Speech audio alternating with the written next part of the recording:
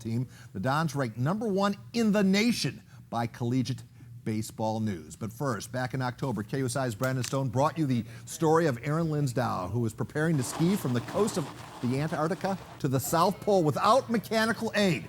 3 months and 80 travel days later, Linsdau returned to San Diego as the 300th person and second American to ever ski to the South Pole. And now Aaron is in our studio to talk about his trip. Mr. Linsdau, first, congratulations on surviving and welcome to KUSI.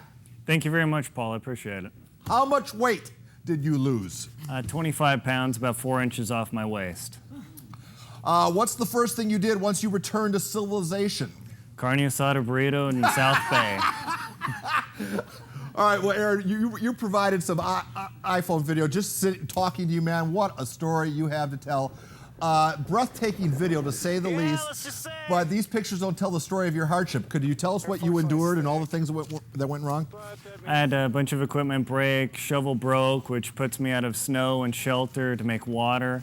I had skis break off my sled. A lot of things really went wrong. I had food go bad on me in the last couple of weeks, so that was actually quite devastating, caused the weight loss. So between that and 60-mile-an-hour winds nearly tearing my tent apart, it was quite a wild ride down at the South Pole there. Yeah, Aaron, when I first saw your Brandon story ways back when you were prepping, I thought of the movie 127 Hours, which I'm sure you probably saw. Oh, yeah. Can you relate to the loneliness of that actor, and can you relate to the fear? Absolutely. By yourself down in Antarctica, if something goes wrong, I might be stuck for an entire week before somebody could get to me. Although loneliness wasn't as bad because I had satellite phone connection to the people I loved and the company that was managing and taking care of me down there. Knowing what you know now, would you prepare any differently? What would you do differently? Maybe a little more psychological training, and just the timing and how I skied was different than what I really needed to be doing down in the South Pole there. Can I ask a stupid question that it's probably as immature as I can get? Going to the bathroom, I would imagine, would be this.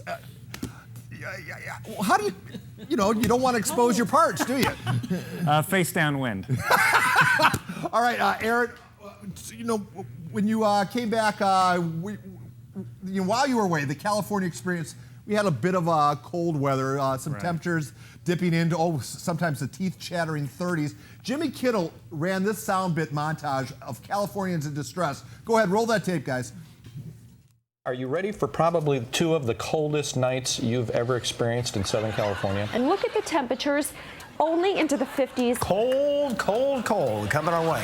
Beyond During the dinner cold. break. I took Ryder out yesterday and I forgot his jacket and I was like, we have to go home. We have team coverage on this freezing cold weather. It's about 48 degrees right now. The skies are clear. It is cold. I'm absolutely freezing. Tell the folks what cold really is.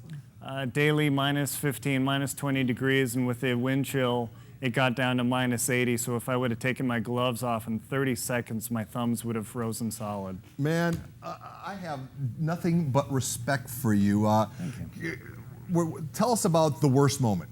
The worst moment was probably early on when the winds came up to 60 knots and tore through a 6-foot snow wall that I had built. So I had to get out there with all my gear, build it back all up, because I knew if I got wiped out, professional expeditioners have lost their tents, and I was warned to be very careful about that. Obviously, you had some cell phone communication or sat phone communication. Yeah. How about just seeing anything else living? There's nothing else living out there. When I first shipped out, I was nothing but myself for over 100 miles. There aren't even bugs, microbes. There's literally nothing out there. All right, now you turned this adventure into a platform for prostate awareness. Explain why that's important to you, and explain, were you successful on that front?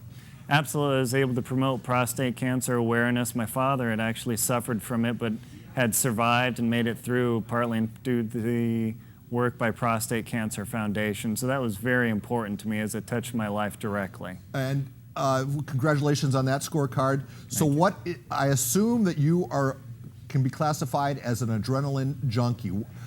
This is not one and done for you. You've done other things. Are you done now with the risking your life in these kind of endeavors? No, I don't think so. I mean, it's a calculated risk to be sure, but I'm looking to head to the North Pole and perhaps make an ascent attempt of Denali. And after that, or then are you done? No, definitely not. This is something that's a life pursuit. Aaron, but it sounds to me like it's to do this, it's very expensive. How does one finance such, mind-boggling trips? Well, for this one, this is a 10-year savings for me, so I was cashed in all chips, but sponsors like GoneDigging.net and my Micro USA are huge to make this thing sort of possible. Aaron, it has been an honor to have this brief chat with you. I hope we get to do it over and over again as you do these incredible things. And man, I think of a story of an old peninsula. Aaron, thank you very much. Back where I come from in Wisconsin, they had this tale of this guy in the